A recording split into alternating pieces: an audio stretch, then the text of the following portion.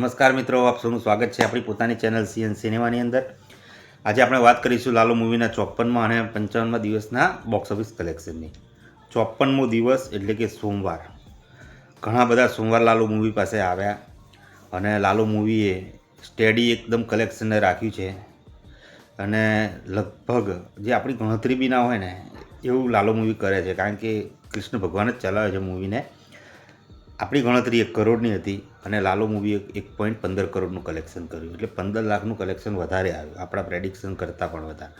તો હવે લાલો મૂવી છે ને એ કંઈક આમ શું કહેવાય એવી રીતે ચાલે છે કે જે આપણે અંદર આપણે કેપેબલ જ નથી અને જાણકારી આપવા માટે.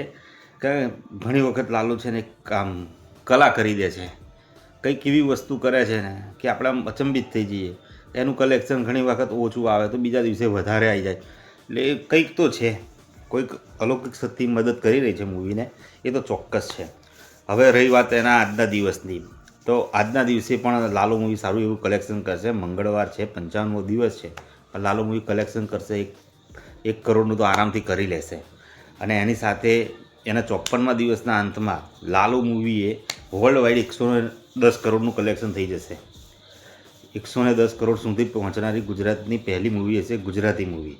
પછી ઇન્ડિયાની અંદર 86.5 કરોડનું કલેક્શન થઈ ગયું છે અને ઇન્ડિયા ગ્રોસ કલેક્શન કહેવાય 103 કરોડનું. ઓવરસીઝ માર્કેટમાં પણ લાલો મૂવી સારી એવી ચાલી રહી છે અને 7.5 કરોડ સુધી પહોંચી ગઈ છે. હજુ યુએસએમાં 5મી ડિસેમ્બરે મૂવી રિલીઝ થશે. પછી યુએસમાં પણ લાલો ધૂમ મચાવશે. આખા વિશ્વની અંદર લાલોની ધૂમ જ છે અને એ ચોક્કસ જો હિન્દીમાં ડબ થઈને જ્યારે રિલીઝ થશે ને તો લાલો મૂવી એક વખત જો ઓડિયન્સની અંદર પહોંચીને અને જો દિલમાં ઉતરી ગઈ અને કૃષ્ણને જો બધા સમજી ગયા તો સમજી લેવાનું કે લાલો મૂવીનું કલેક્શન કેટલું આવશે, જેની આપણે કલ્પના પણ નહીં કરી હોય. અને વાત કરીએ શોની, તો આજના 55મો દિવસ છે, તો આમ છતાંય જે લાલો મૂવીના શો છે એ સારા એવા જળવાઈ રહ્યા છે. અમદાવાદ તો મેગા સિટી છે જ, તો એની અંદર પણ લાલા મૂવીના જે શો પહેલાં શું શરૂ થયું ને વચ્ચે જે ક્રેઝ જોવા મળ્યો એ વખતે 450 શો હતા. પછી શુક્રવાર આવે એટલે કોઈ મૂવી રિલીઝ થાય બોલિવૂડની અને બીજી ઇંગ્લિશ મૂવી પણ હોલિવૂડની પણ થાય છે. તો એ જે રિલીઝ થાય છે એટલે સ્ક્રીન થોડી ઓછી થાય છે.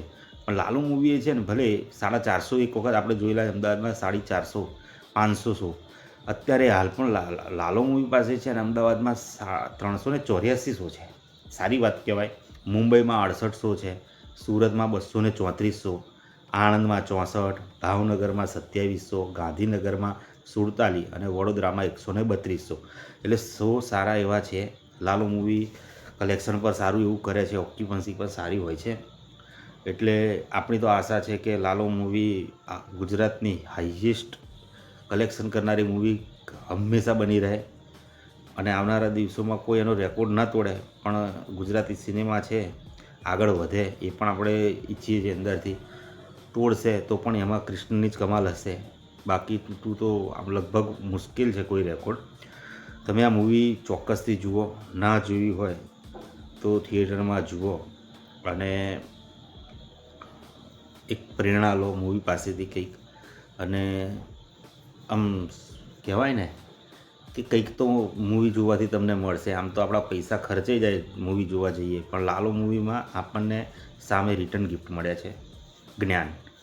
અને કંઈક અલગ જ અનુભવ થશે એ ચોક્કસ છે. તમારા જે અંદર સજેશન હોય કે તમારા અનુભવો હોય કોમેન્ટમાં લખો. લાઈક કરો, સબસ્ક્રાઈબ કરો. જય દ્વારકાધીશ. Thank you.